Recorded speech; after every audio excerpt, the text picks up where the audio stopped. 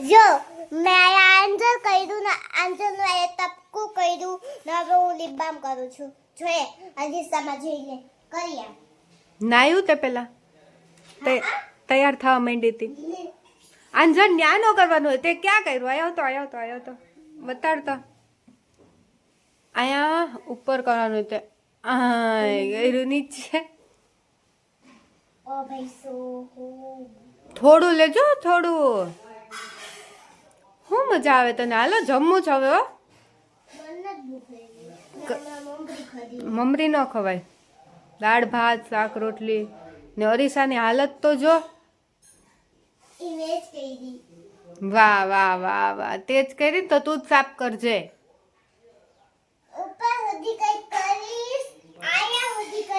હા ને આ સુધી તું સાફ કરી નાખજે ઓકે બાય